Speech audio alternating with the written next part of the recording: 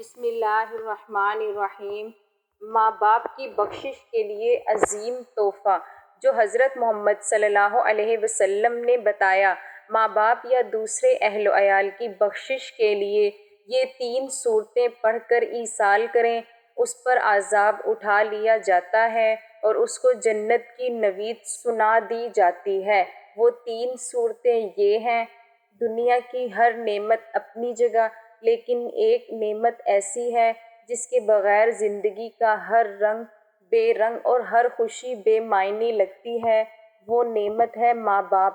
ماں کی ممتا وہ واحد احساس ہے جو بغیر کسی مفاد کے صرف دینا جانتی ہے، اور باپ کا سایہ وہ حفاظت ہے جو اولاد پر آنے والی ہر آفت کو اپنے سر لے لیتا ہے۔ ہم میں سے ہر ایک نے اپنی زندگی کے کسی نہ کسی موڑ پر ماں باپ کی دعاؤں کے اثرات محسوس کیے ہوں گے۔ ان کے چہرے کی مسکراہٹ، ان کے سجدوں کی نمی اور ان کی دعاؤں کی تاثیر ہمارے نصیبوں کو بدل دیتی ہے، لیکن وقت کی تیز رفتار، دنیاوی مشغلے اور غفلت کا پردہ ہمیں کبھی کبھار یہ بھلا دیتا ہے کہ وہ ہستیاں جنہوں نے ہمارے لیے اپنا سکون، اپنی نیند، اپنا آرام اور اپنی جوانی قربان کی، آج وہ ہم سے صرف ایک دعا کی امید رکھتی ہیں۔ اگر وہ اس دنیا سے جا چکی ہوں تو صرف ایک ایصال ثواب کی۔ اسلام ایک مکمل ضابطہ حیات ہے جو صرف زندوں ہی کے لیے نہیں بلکہ مرنے والوں کے حقوق اور ان سے جڑے اعمال کی بھی تعلیم دیتا ہے۔ نبی کریم صلی اللہ علیہ وسلم نے ہمیں سکھایا کہ مرنے والوں کے لیے کیا کرنا چاہیے، خاص طور پر اپنے ماں باپ کے لیے جو دنیا سے چلے گئے ہوں لیکن اپنی اولاد کی طرف امید بھری نگاہوں سے دیکھتے ہیں۔ ان کے لیے ایصال ثواب کرنا، ان کے درجات بلند کرنا، ان کے لیے بخشش کی دعا کرنا، یہ سب وہ نیک اعمال ہیں جن کی اسلام میں بے پناہ فضیلت ہے۔ اللہ کے پیارے نبی صلی اللہ علیہ وسلم نے ہمیں ایسی 3 صورتوں کی تعلیم دی جن کو اگر کوئی شخص پڑھ کر اپنے ماں باپ یا اہل خاندان کے مرحومین کے لیے ایصال کرے تو ان پر سے عذاب اٹھا لیا جاتا ہے اور انہیں جنت کی خوشخبری سنا دی جاتی ہے۔ غور کیجئے، جنت وہ مقام جس کے لیے انبیاء کرام نے دعائیں مانگی، صحابہ نے قربانیاں دیں، اولیاء نے ریاضتیں کی۔ اگر ہم اپنے چند لمحے نکال کر ان صورتوں کا ایصال اپنے ماں باپ کو کریں تو یہ کتنا عظیم تحفہ ہوگا۔ اکثر لوگ اس غلط فہمی میں مبتلا ہوتے ہیں کہ مرنے والوں کو کچھ نہیں پہنچتا، حالانکہ قرآن و سنت کی روشنی میں واضح ہے کہ صدقہ جاریہ، نیک اولاد کی دعا اور ایصال ثواب کا عمل مرنے والوں کے لیے راحت کا سبب بنتا ہے، اور اگر یہ عمل حضور صلی اللہ علیہ وسلم کی بتائی ہوئی مخصوص صورتوں کے ذریعے کیا جائے تو اس کی تاثیر کئی گنا بڑھ جاتی ہے۔ ماں باپ جو اپنی زندگی میں ہماری ہر تکلیف کو اپنے دل پر سہتے رہے، کیا ان کے مرنے کے بعد ہماری یہ معمولی سی کوشش ان کی راحت کا ذریعہ نہیں بن سکتی؟ ہم دنیا کے معاملات میں اپنے ماں باپ کی خوشنودی کے لیے کئی طرح کی مشقتیں اٹھاتے ہیں، لیکن کیا ان کی موت کے بعد ہم ان کے لیے کچھ لمحے نکال کر یہ 3 صورتیں نہیں پڑھ سکتے؟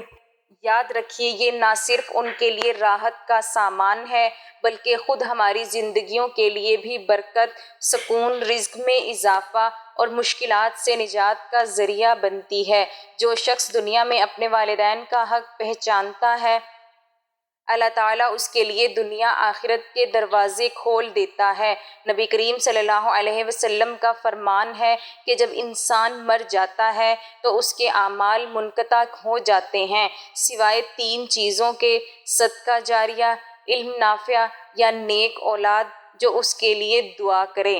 کیا ہم وہ نیک اولاد بننا نہیں چاہتے جو مرنے کے بعد بھی اپنے ماں باپ کے لیے صدقہ جاریہ بنے، جن کی زبان سے نکلی ہوئی دعائیں قبر کی تنگی کو کشادگی میں بدل دیں، جن کی ایصال کردہ صورتیں ماں باپ کے چہروں پر نور اور دلوں میں سکون اتار دیں؟ یہ 3 صورتیں صرف الفاظ نہیں، یہ نور ہیں روشنی ہے، مغفرت کی کنجیاں ہیں۔ اگر ہم ان صورتوں کی تلاوت کو اپنا معمول بنا لیں اور ان کا ثواب اپنے والدین یا اہل خانہ کے مرحوم افراد کو ہدیہ کریں تو یقین جانیے نہ صرف ان کے لیے جنت کی راہیں ہموار ہوں گی بلکہ خود ہماری زندگی میں بھی سکون اور راحت کا آغاز ہوگا۔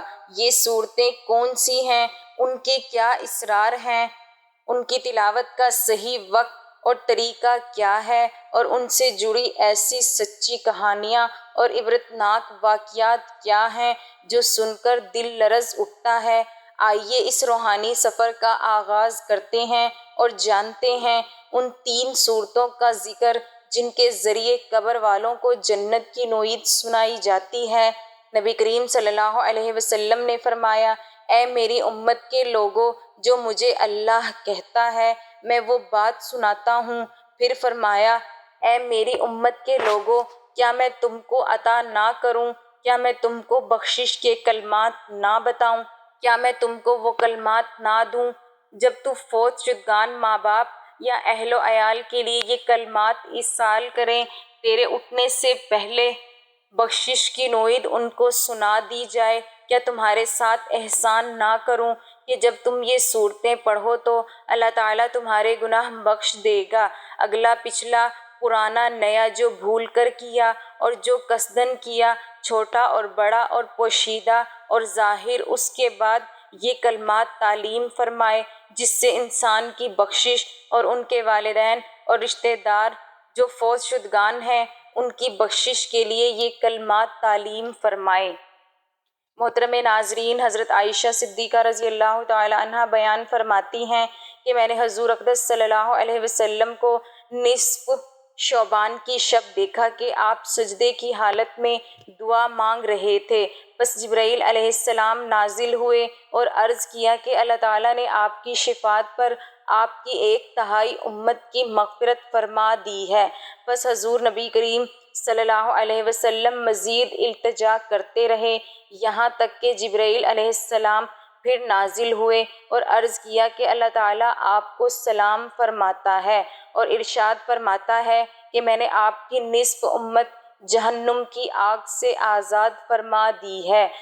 حضور نبی اقدس صلی اللہ علیہ وسلم نے مزید التجا کرتے رہے یہاں تک کہ جبرائیل علیہ السلام پھر نازل ہوئے اور عرض کیا کہ بے شک اللہ تعالیٰ نے آپ کی شفاعت پر آپ کی تمام امت کو جہنم کی آگ سے آزاد فرما دیا ہے، سوائے ایسے شخص کے کہ جس کا کسی کے ساتھ ناجائز جھگڑا ہو یہاں تک کہ وہ اسے راضی کر لے۔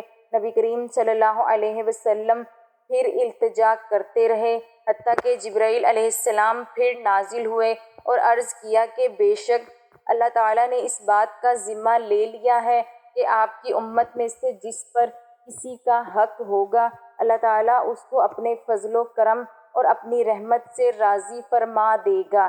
چنانچہ حضور نبی کریم صلی اللہ علیہ وسلم اس بات سے خوش ہو گئے۔ جب دوسرا شعبان آیا تو حضرت عائشہ صدیقہ رضی اللہ تعالی عنہا بیان کرتی ہیں کہ جب نصف شعبان کی شب ہوتی تو نبی کریم صلی اللہ علیہ وسلم میرے بستر سے نکل جاتے۔ پھر حضرت عائشہ صدیقہ رضی اللہ تعالی عنہا نے کہا کہ اللہ کی قسم ہمارے بستر کی چادر ریشمی تھی نہ سوتی۔ ہم نے کہا کہ سبحان اللہ، پھر وہ کس چیز کی بنی ہوئی تھی؟ آپ نے فرمایا کہ اس کا تانا بکری کے بالوں اور بانا اونٹوں کے بالوں سے بنا ہوا تھا۔ آپ نے فرمایا کہ مجھے خدشہ ہوا کہ شاید آپ اپنی دوسری ازواج میں سے کسی کے پاس تشریف لے گئے ہیں۔ میں آپ کو تاریکی میں گھر میں ڈھونڈ رہی تھی، میرا پیر آپ کے پیر سے ٹکرایا۔ اس وقت آپ صلی اللہ علیہ وسلم سجدہ ریز تھے اور یہ دعا پڑھ رہے تھے، اور میرا دل تجھ پر ایمان لا چکا ہے، میں تیری نعمتوں کا اقرار کرتا ہوں اور اپنی بڑی بڑی لغزشوں کا اقرار کرتا ہوں۔ میں نے اپنی جان پر تجاوز کیا، بس تو مجھے بخش دے، بے شک تیرے سوا گناہوں کو کوئی بھی نہیں بخشے گا۔ تیری سزا سے تیری معافی کی طرف آتا ہوں اور تیرے غضب سے تیری رحمت کی طرف آتا ہوں اور تیری ناراضگی سے تیری رضا کی طرف آتا ہوں اور مجھ سے تیری ہی پناہ کی طرف آتا ہوں۔ میں تیری ایسی حمد و ثنا نہیں کر سکا جسے تو خود اپنی حمد و ثنا کر سکتا ہے۔ حضرت عائشہ صدیقہ رضی اللہ تعالی عنہا فرماتی ہیں، حضور نبی محترم صلی اللہ علیہ وسلم کھڑے ہو کر اور بیٹھ کر نماز ادا کرتے رہے حتیٰ کہ صبح ہو گئی۔ آپ صلی اللہ علیہ وسلم کے پاؤں مبارک سوج گئے تھے۔ میں آپ کے پاؤں مبارک دبا رہی تھی، چنانچہ میں نے عرض کیا کہ آپ پر میرے ماں باپ قربان ہوں، آپ نے اپنے آپ کو بہت تھکا دیا ہے، کیا یہ بات نہیں ہے؟ اللہ سبحانہ تعالیٰ آپ کے طفیل، آپ کے اگلوں اور پچھلوں کے گناہ معاف فرما چکا ہے۔ آپ صلی اللہ علیہ وسلم نے فرمایا، کیوں نہیں اے عائشہ، تو کیا میں اللہ تعالیٰ کا شکر گزار بندہ نہ بنوں؟ کیا تم جانتی ہو کہ اس رات میں کیا ہوتا ہے؟ میں نے عرض کیا ہے کہ یا رسول اللہ صلی اللہ علیہ وسلم، اس رات میں کیا ہوتا ہے؟ آپ نے فرمایا کہ اس رات میں اس سال اولاد آدم سے پیدا ہونے والے ہر فرد کا نام لکھ لیا جاتا ہے، اور اس سال اولاد آدم سے مرنے والے ہر فرد کا نام لکھ لیا جاتا ہے، اور اس رات میں لوگوں کے اعمال اوپر لے جائے جاتے ہیں، اور اس سال ان کا رزق نازل کیا جاتا ہے۔ میں نے عرض کیا، یا رسول اللہ صلی اللہ علیہ وسلم، کیا کوئی شخص اللہ تعالیٰ کی رحمت جنت میں داخل ہوگا؟ آپ نے فرمایا، کوئی شخص بھی اللہ تعالیٰ کی رحمت کے بغیر جنت میں داخل نہیں ہوگا۔ میں نے عرض کیا، یا رسول اللہ صلی اللہ علیہ وسلم، آپ بھی نہیں؟ آپ صلی اللہ علیہ وسلم نے اپنا ہاتھ اپنے سر مبارک پر رکھ کر 3 مرتبہ فرمایا، میں بھی نہیں، میں بھی نہیں، سوائے اس کے کہ اللہ تعالیٰ مجھے رحمت کے ساتھ ڈھانپ لیں۔ حضرت شیخ عبد الواحد رحمۃ اللہ علیہ، آپ نے ایک مرتبہ عالموں سے پوچھا کہ جنت میں تمام نعمتیں تو ہوں گی، بتائیے کہ جنت میں نماز بھی ہوگی یا نہیں؟ عالموں نے کہا کہ حضرت، جنت میں نماز کہاں سے ہوگی؟ جنت تو اعمال صالحہ کی جزا کا مقام ہے، وہاں اعمال صالحہ کی تکلیف کہاں سے ہوگی؟ یہ سن کر شیخ عبد الواحد رحمۃ اللہ علیہ نے ایک سرد آہ سینچی اور رونے لگے، پھر نہایت حسرت کے ساتھ فرمایا کہ بغیر نماز کے جنت میں کس طرح چین نصیب ہوگا؟ اے میرے مسلمان بہن بھائیوں، ان سعید و پاک باز روحوں سے نماز پوچھو کہ انہیں جنت میں بھی بغیر نماز کے کوئی لطف نصیب نہیں ہوگا۔ امیر المومنین حضرت عثمان غنی رضی اللہ تعالی عنہ کا ارشاد ہے کہ نماز پنجگانہ کی پابندی کرنے والے کو 9 چیزیں انعام میں ملیں گی۔ اول، خدا تعالیٰ اس کو اپنا محبوب بنا لے گا۔ دوسرا، اس کو تندرستی عطا فرمائے گا۔ تیسرا، فرشتے اس کی حفاظت فرمائیں گے۔ چوتھا، اس کے گھر میں برکت ہوگی۔ پانچواں، اس کے چہرے پر صالحین کا نور ہوگا۔ چھٹا، اس کا دل نرم ہو جائے گا۔ ساتواں، وہ پل صراط سے بجلی کی طرح گزر جائے گا۔ آٹھواں، جہنم سے نجات پائے گا۔ نوواں، جہنم میں اس کو ایسے لوگوں کا پڑوس نصیب ہوگا جن کی شان میں نیک لوگوں کی بشارت آئی ہوگی، یعنی قیامت میں ان کو نہ کوئی خوف ہوگا، نہ غمگین ہوں گے۔ محترم ناظرین، یقیناً زندوں کے ساتھ اس دنیا فانی سے کوچ کرنے والے ہمارے بھائی بھی ہمارے احسان و کرم اور امداد و نصرت کے مستحق ہیں، لہٰذا مبارک راتوں اور مقدس ایام میں ضرور انہیں بھی یاد کرنا چاہیے۔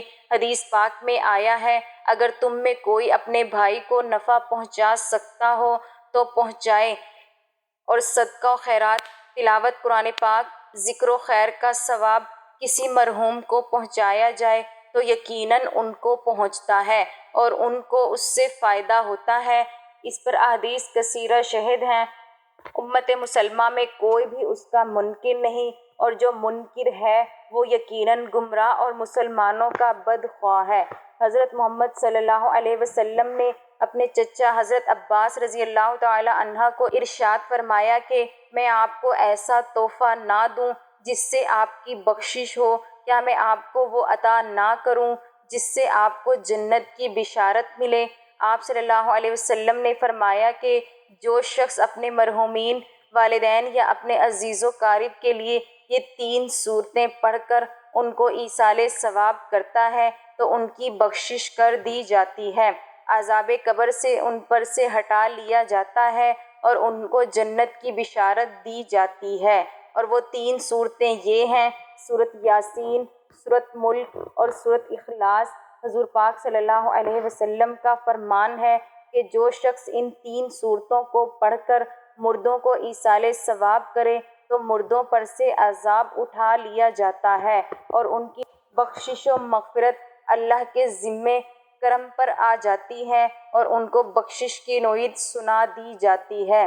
محترم ناظرین، آپ جب بھی اپنے مرحومین والدین یا عزیز رشتہ داروں کو ایصال ثواب کرنا چاہیں تو سب سے پہلے حضور پاک صلی اللہ علیہ وسلم کی ذات اقدس پر درود پاک کا نذرانہ پیش کریں۔ درود پاک آپ کوئی سا بھی پڑھ سکتے ہیں، ایک بار ثواب کی نیت سے میرے ساتھ بھی درود پاک پڑھ لیں۔ اللہم صلی علی محمد وعلی آل محمد کما صلیت علی ابراہیم وعلی آل ابراہیم انک حمید مجید۔ اللہم بارک علی محمد وعلی آل محمد کما بارکت علی ابراہیم وعلی آل ابراہیم انک حمید مجید۔ درود پاک پڑھنے کے بعد آپ نے سب سے پہلے سورۃ یاسین کی تلاوت کرنی ہے، اس کے بعد آپ نے سورۃ الملک تبارک الذی بیدہ الملک، اور اس کے بعد آپ نے آخر میں سورۃ اخلاص بسم اللہ الرحمن الرحیم قل هو اللہ احد اللہ الصمد لم یلد ولم یولد ولم یکن لہ کفوا احد 12 مرتبہ پڑھنی ہے، اور اس کے بعد پھر آخر میں آپ نے دوبارہ درود پاک پڑھنا ہے۔ درود پاک پڑھ کے آپ نے اپنے تمام مرحومین کو اس کا ایصال ثواب کرنا ہے، اور آخر میں آپ نے ایک تسبیح استغفر اللہ استغفر اللہ استغفر اللہ کی بھی پڑھنی ہے۔ انشاءاللہ اس عمل کی برکت سے تمام مرحومین کو ایصال ثواب ہوگا اور ان کی قبر پر سے عذاب ہٹا لیا جائے گا، ان کے درجات بلند ہوں گے، ان کی بخشش ہوگی اور اللہ تعالیٰ انہیں جنت میں اعلیٰ مقام عطا فرمائے گا۔ رسول کریم صلی اللہ علیہ وسلم نے ارشاد فرمایا، جب بندہ اپنے گناہوں سے توبہ کرتا ہے تو اللہ تعالیٰ اعمال لکھنے والے فرشتوں کو اس کے گناہ بھلا دیتا ہے، اس کے اعضاء کو بھی بھلا دیتا ہے اور اس کے زمین پر نشانات بھی ڈالتا ہے، یہاں تک کہ جب وہ قیامت کے دن اللہ تعالیٰ سے ملے گا تو اس کے گناہ پر کوئی گواہ نہ ہوگا۔ حضرت عوف رضی اللہ تعالی عنہ ایک صحابی تھے جو رسول اللہ صلی اللہ علیہ وسلم کے دور میں ایمان لائے۔ ایک دن ان کا بیٹا کسی مہم پر گیا اور کئی دن تک واپس نہ آیا۔ حضرت عوف رضی اللہ تعالی عنہ سخت پریشان ہوئے اور نبی کریم صلی اللہ علیہ وسلم کی خدمت میں حاضر ہو کر اپنے بیٹے کی گمشدگی کا ذکر کیا۔ رسول اللہ صلی اللہ علیہ وسلم نے ان سے فرمایا، اے عوف، اگر تم صبر کرو اور اللہ تعالیٰ سے دعا کرو تو اللہ تعالیٰ تمہارے بیٹے کو تمہیں واپس لوٹا دے گا۔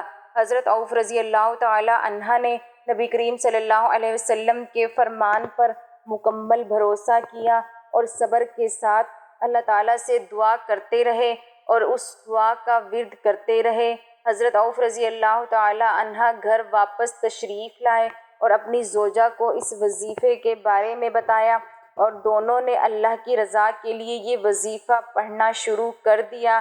اس وظیفے کا ایسا اثر ہوا کہ کچھ دن بعد اللہ تعالیٰ کے حکم سے ان کا بیٹا اچانک واپس آ گیا۔ جب لوگوں نے ان سے پوچھا کہ وہ کیسے بچ کر آیا ہے تو اس نے بتایا کہ میں قید میں تھا اور ایک رات اچانک میری قید کی رسیاں کھل گئیں، راستہ صاف ہو گیا اور میں بحفاظت گھر پہنچ گیا۔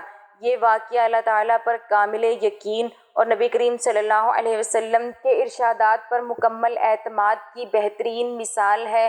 حضرت عوف اشجعی رضی اللہ تعالی عنہ اور ان کے بیٹے کے واقعے سے ہمیں یہ سبق ملتا ہے کہ جب ہم سچے دل سے اللہ پر بھروسہ کرتے ہیں اور صبر سے کام لیتے ہیں اور اللہ تعالیٰ کے آخری نبی کریم صلی اللہ علیہ وسلم کی تعلیم کیے گئے کلمات کو دل اور اخلاص کے ساتھ ورد کرتے ہیں اور دعا کرتے ہیں تو اللہ تعالیٰ ہماری تمام مشکلات کو دور کر دیتا ہے۔